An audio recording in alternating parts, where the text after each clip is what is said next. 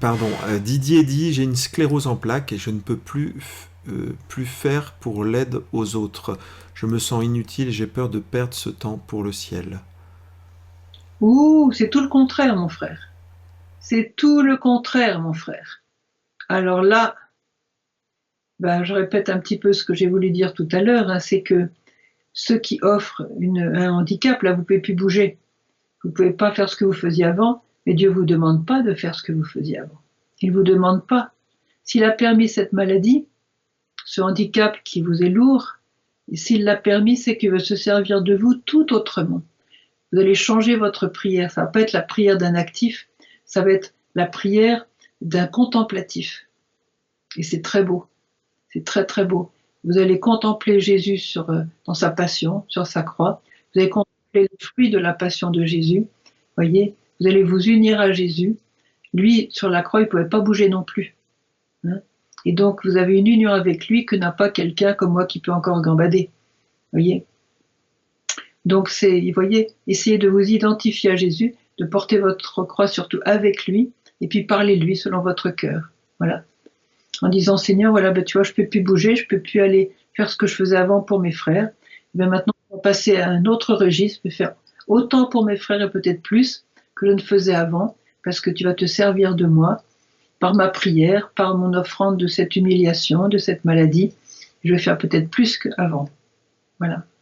Surtout Euh, ne vous énervez pas, parce que l'inutilité apparente est je dirais, n'est pas réelle. Vous n'êtes pas du tout inutile. Et ça, c'est le malin qui peut vous désespérer en disant: je suis devenu inutile. Il y a beaucoup de personnes âgées qui souffrent de ça. Elles se pensent une personne malade ou handicapée. Voilà, je suis devenu inutile. Ça, c'est le monde qui nous dit ça. Et c'est pas du tout vrai. Et ça, il faut vraiment lutter contre ça parce que c'est mauvais. C'est mauvais, c'est un mensonge. Une personne qui est handicapée n'est pas inutile.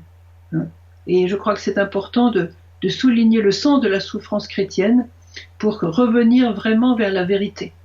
Parce qu'on a tué l'espérance de beaucoup de personnes âgées, comme ça, de personnes handicapées, on a tué leur espérance, on a tué leur joie, et ça, c'est criminel. Donc il faut vraiment prêcher le vrai sens de la souffrance chrétienne.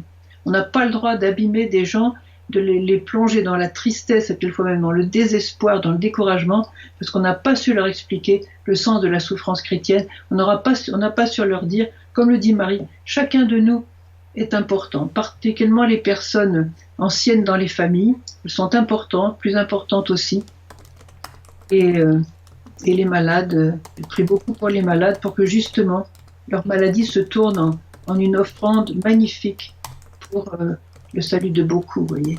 Donc ça, j'ai fait plusieurs CD, dans mes livres, j'en ai parlé un petit peu, vous voyez. Et ça, je crois qu'il faut vraiment étudier la question parce que le monde nous ment. Le monde nous ment. Il y a un mépris de la part du monde pour des personnes qui ne peuvent plus travailler. Et ça, c'est criminel. Parce qu'on n'a pas le droit de tuer l'espérance de quelqu'un. Et on n'a pas c'est pas justifié, vous voyez. Parce que les personnes âgées, même une personne qui reste 95 ans dans un lit, qui pourrait même pas bouger, vous voyez, elle est importante dans le plan de Dieu. Il faut dire à ces personnes-là, il faut leur dire, ils ont droit à la vérité.